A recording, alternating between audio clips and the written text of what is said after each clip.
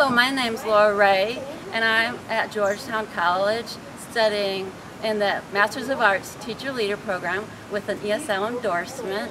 And here's my interview with a Palestinian family. A couple of weeks ago, I saw Mrs. K walking for exercise around the neighborhood. I met her at the communal mailbox. She asked if I wanted to walk, and I said yes. We walked and talked. She said she would teach me Arabic if I would teach her English. I said okay. I met the K family a couple of years ago. There was a yard sale at the end of the street, and on my way back to my house, I met Mrs. K and her 3 children in her yard. She was dressed in traditional Muslim clothing with a hijab. She invited me in for tea. It was very good tea with mint that she grows from her yard. The mint is originally from the Middle East. The evening I went, Mrs. K's husband was home. I had not met him. I had the stereotype that he would be a serious man, and maybe he would not want me there. Before I went over, I made it a point in the 90-degree weather to at least put on jeans and a hat. The baseball hat was the closest thing I could come to a hijab. It's funny how we worry how others will think of us when all we need to really do is respect each other.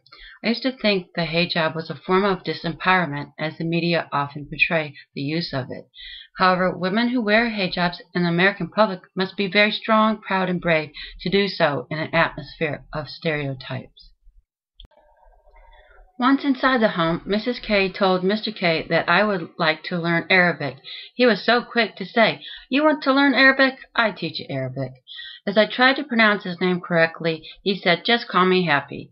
He turned on the TV and played a recorded version of the Arabic alphabet. He helped me with pronunciation. It was a great lesson and it was fun. He showed me the diacritical marks that shows the vowels in a word.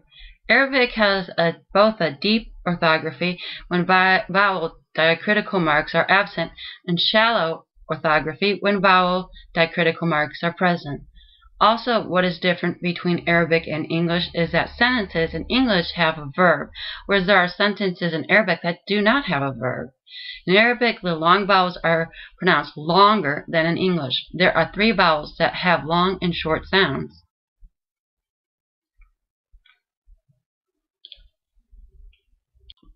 The short fatha has the ah sound and the long alif has the a sound. The short dhamma has the o sound and the long wa has the oo sound. The short sasra has the sound and the long e has the e sound. The long vowel please correct me if my pronunciation is wrong, shows how letters can look different depending whether they are in the initial, middle, or final of the word. I caught myself often saying backward when referring to reading or writing in Arabic. The Arabic language is not written backwards. It's written right to left. It's important for me to instruct students who have learned Arabic as a first language that in English all letters are written the same way, whether they are in the front, the middle, or the end of the word. I decided to use print letters when teaching and to make sure they look the same each time I write them. After completing the lesson, Happy said he likes to make signs with calligraphy. It's very important for Muslims to memorize the Quran, and making Arabic look beautiful is a very helpful way for them to do this. In the K's family house, there are 3 couches arranged in a U formation. Mrs. K said it is very important to visit her friends and family. If she does not hear from them, she makes sure she calls. One of the first things I noticed about the living room is the huge clock above the TV and the extended family picture that was taken in a portrait studio.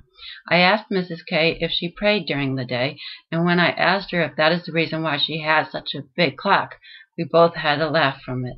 I discovered the photograph of the extended family was actually a blended family. This is Happy's 2nd marriage. He has 3 boys and a girl from a previous marriage.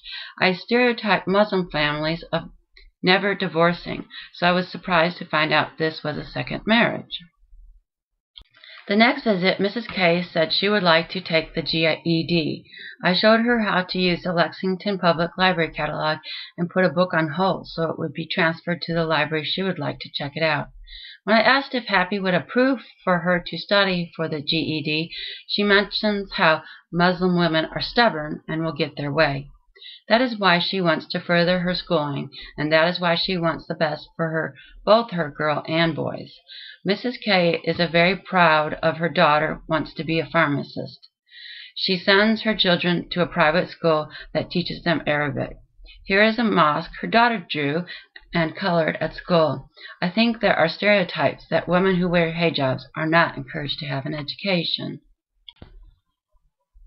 I was confused why Mrs. K would say she was from Palestine if she was born in Kuwait, so I asked her all about her background. Mrs. K is one of 11 children. Her parents met in Palestine. They moved to Kuwait during the 1967 war in the West Bank. In Kuwait, they owned a grocery store. Sadly, Mrs. K's father died when she was 11, so they sold the store and moved to Jordan in 1991. We discussed her relationship to her sisters and brothers. After all these questions, I still did not know her affiliation with Palestine. In Al-Hajjaj's 2007 article, quote, "I was born here, but my home it's not here," unquote, he explains the ideology of Muslim youth and their families. Quote, "For Palestinian youth living in the United States in this era of Intifada, which is the Palestinian uprising against the Israeli occupation, and post-September 11 politics, navigating everyday life in schools and communities is often a difficult task," unquote. The term nation and citizenship means something different to Muslim families. Interesting enough, in view of America's being a capitalistic society, El-Hajj notes how Palestinian students view their U.S. citizenship as a possession and their identity as Palestinian. Muslims realize they have rights as citizens of the United States, but since their ancestry has a long lineage back to Palestine, they will devoutly say they are from Palestine and they are Palestinians when asked. Through this research, I learned about contrastive analysis. By knowing the difference between the two languages, such as Arabic and English, I can use scaffolding techniques to help students of English to know why they might be committing errors in spoken or written language. It is important to analyze an error in order to understand why students make an error. Understanding how languages differ is extremely helpful when helping English language learners.